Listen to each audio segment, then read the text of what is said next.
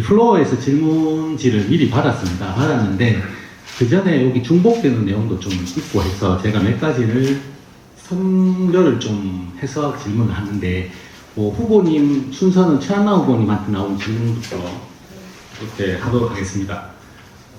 세무시 사회 우리 김용환 부장님 질문인데요. 이면택 집행부에 일을 하시면서 아쉬웠던 부분과 잘 했다고 생각하는 부분 한 가지씩 말씀해달라고 하십니다.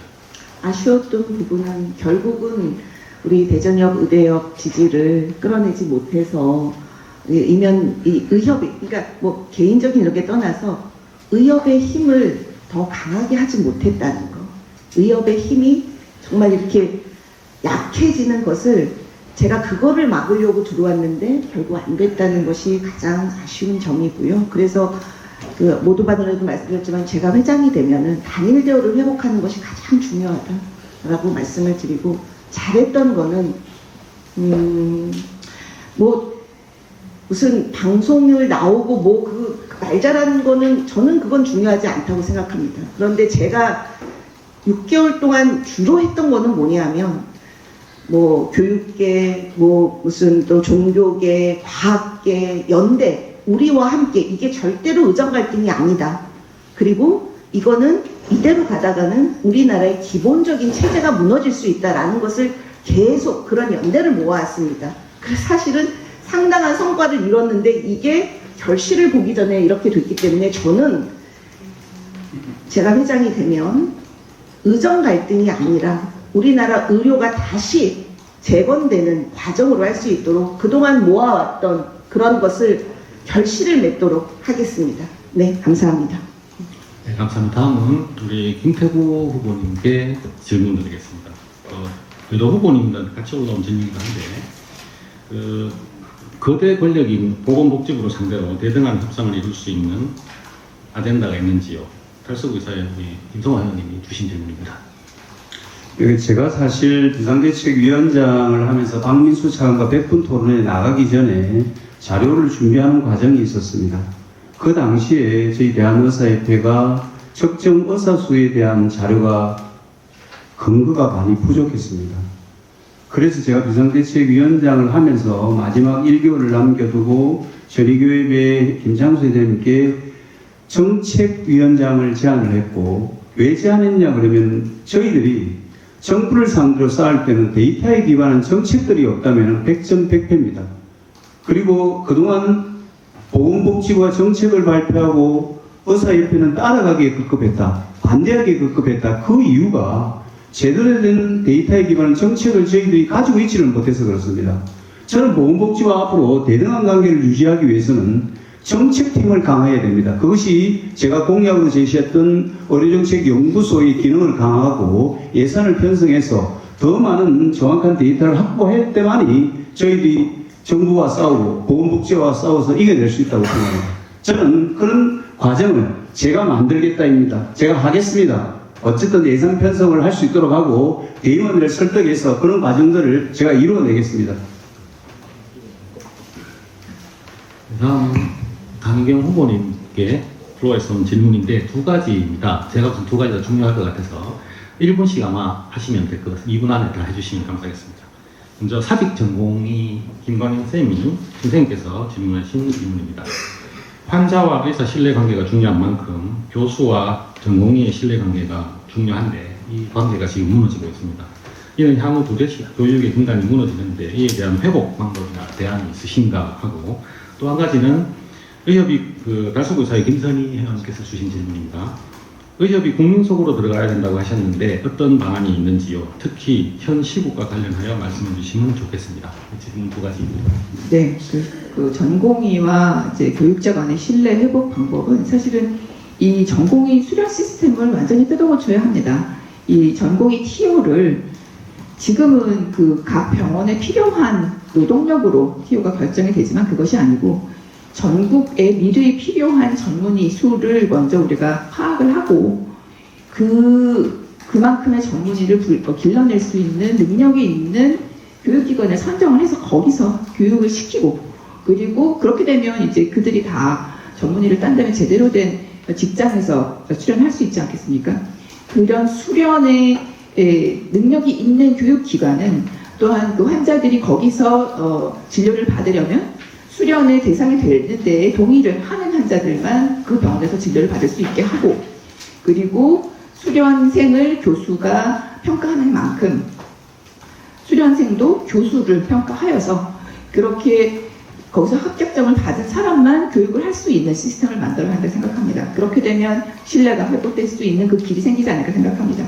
경청과 존중 첫 번째라고 생각하고요. 하지만 저는 좀 의회를 받아가지고 제가 존중을 하려고 하는데 오해를 많이 하셔서 매우 슬픈 상황입니다. 국민 속으로 들어가는 문제에 대해서는 결국은 공론화를 하는 수밖에 없다고 생각합니다. 지금 우리가 실험하는 그 국민 건강보험이지만 여기 시스템에 보면 한국 제가 전화가 꺼져가지고 했는데, 그러니까 국민들의 의견을 듣는 그런 시스템이 되어 있습니다. 전체 모아가지고 우리 첨예한 문제가 있을 때 예를 들어 고가의 약을 보험을 해줄 것이냐, 국민들의 의견을 모아가지고 찬반을 해가지고 결정을 하셨더라고요. 그런 시스템을 의협에도 도입해야 한다고 생각합니다. 문제가 되는 건건이 이렇게 만드는 게 시스템이 있기 때문에 적용을 하면 된다고 생각합니다. 감사합니다. 다음은 주수호 후보님께 질문입니다. 의협 대의원 의석수 중 의학회 부분은 교수협의회를 벌린다고 하셨는데 좀 더 구체적으로 말씀해 주십시오. 그러면 의학회 반발이 예상되는데 어떻게 해결하실지 말씀해 주시겠습니다. 우리 유재근 부의장님이 주신 질문입니다. 제가 마음대로 바꿀 수 없죠. 이미 제가 전번에 한번 의협 회장할 때 교수협의회 지분을 늘리기 위해서 노력을 했었어요.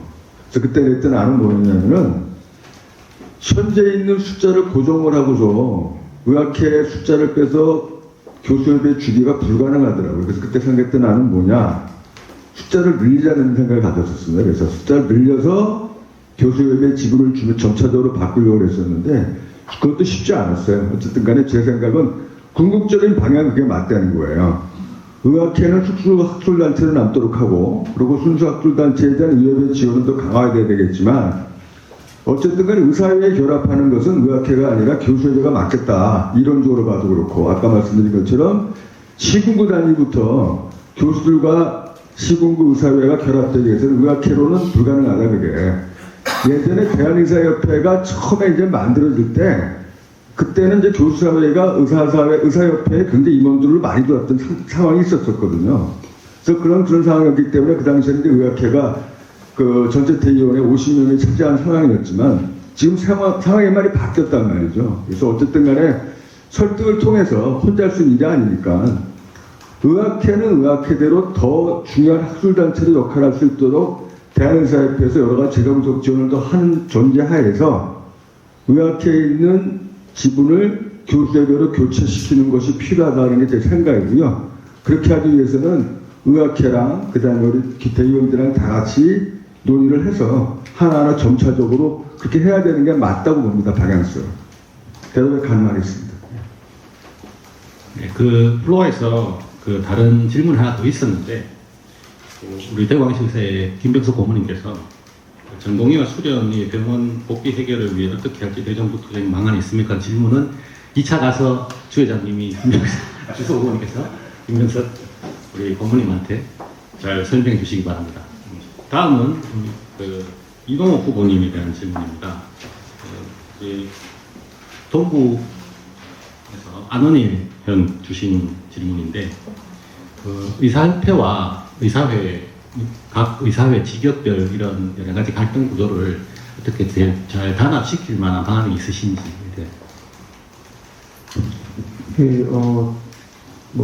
그게 별로 사실은 갈등할 부분이 별로 없다고 생각하는데 이렇게 소통을 하면은 충분히 되는 문제인데 좀 소통의 부족이 아닌가 하는 생각을 합니다. 이명택 집행부도 가장 문제점이 일방적으로 이렇게 집회를 하면서 갑자기 파업을 한다든지 이렇게 했을 때 이제 광역시도에서도 좀 이렇게 당황을 하고 했지. 저는 사실